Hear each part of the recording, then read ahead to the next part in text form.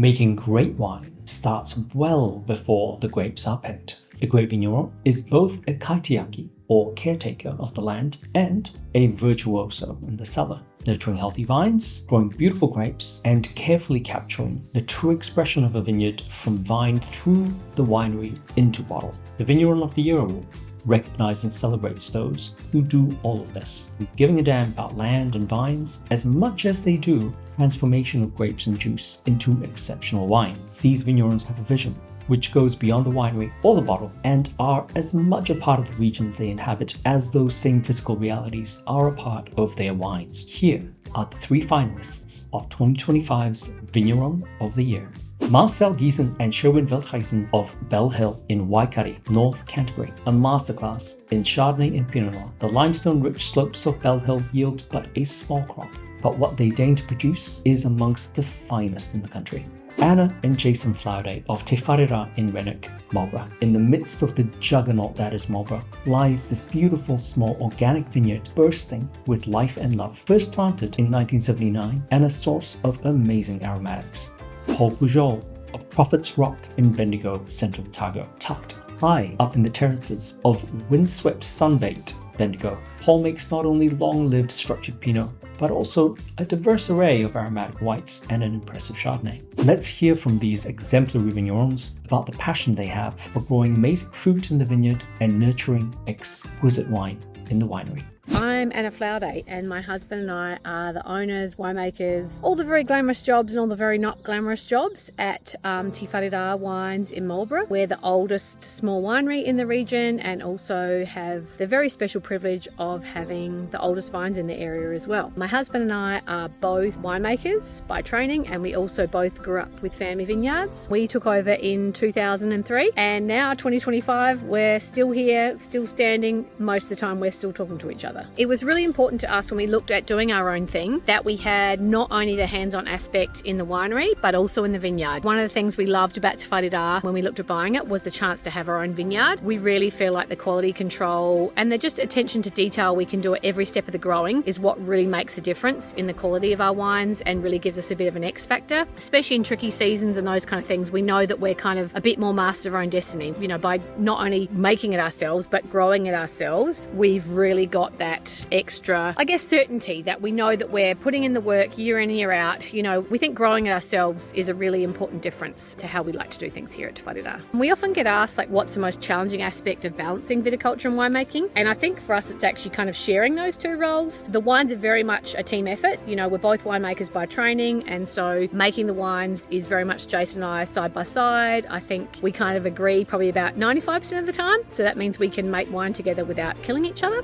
But also the 5% that we don't agree kind of makes it interesting. The viticulture is very much his baby. Our wines really are credit to his huge passion and thoughtfulness and just his approach to, every little aspect, meticulous level of detail that we can do and that countless hours he puts in makes such a big difference. And then I kind of take on all the sales and marketing and the compliance and this kind of stuff and the bits of the business that he doesn't like doing. So yeah, very much a team effort, and it's been a massive privilege to do this together over 20 plus years, side by side, through the good and the bad and the ugly and the hard, but I wouldn't have wanted to do it with anyone else. And yeah, he doesn't get enough praise because he's actually pretty amazing. So this is very much testament to all his hard work. Specific wine or vintage that we're most proud of? I think that's a really hard one. It's kind of like asking me who's my favourite kid. And we obviously have 4 children, so favourite kid depends on the day. Favourite wine depends on the day, but I think actually one of the wines I'm really most proud of would be our field blend Toru. Toru is the Maori word for 3. It's a co-fermented field blend of Alsatian varietals, which we were really inspired by, and that's a wine that we developed back in 2006 before anyone was doing kind of field blends or skin contact whites and that kind of thing. We had a lot of doubters around us in the area when we first showed it at local winemaker tastings, but I just love how many people love that wine. I love it's just delicious. It gets past a lot of barriers with regard to prejudice about what people do and don't like. So yeah, probably my favourite wine of our lineup would be our Toru Field Blend. It means the world to us to have all our hard work acknowledged at this level. Everything we set out to do when we bought Te Wharira was all about excellence. You know, we wanted our wines to be recognised alongside not just the best in Marlborough, but the best in the country. This is truly one of the most amazing things with regard to recognition that we've had in our 20 plus years here now. It means everything. It means the world. My name's Paul Pujol. I'm the winemaker at Prophets Rock in central Otago, New Zealand. I grew up in the North Island of New Zealand and not in a wine growing region. Was always looking for a job that had a strong connection to the environment. I was pretty outdoorsy growing up and couldn't see myself working in an office. I also had a strong connection to France and was looking for a job that got me back there,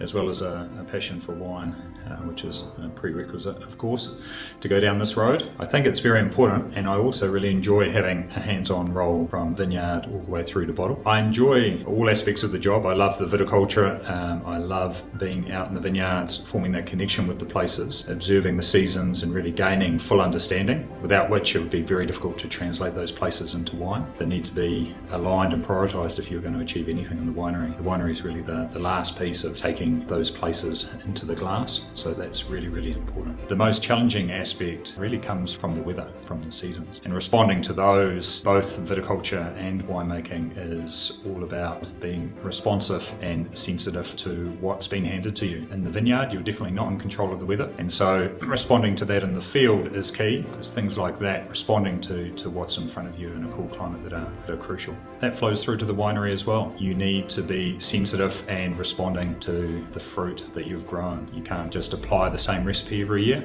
I think I form a strong connection with all the vintages and all the wines, but perhaps the ones you hold on to a little tighter, the years you've succeeded when the vintage, the season in the vineyard's been very difficult. Thinking back to 2007, we had a growing season where we had snowfall in the mountains and a couple of times in the vineyard right through the growing season, and a very cool harvest. So we finished picking in the first week of May, so very late, but the resulting wines had amazing freshness. They were definitely ripe. These were very small bunches of grapes and small berries. The wine had this amazing concentration, and it's a wine to this day that drinks extremely well. So to come out with such a great wine at the end of it was really rewarding, and certainly a season that I've got a strong connection to.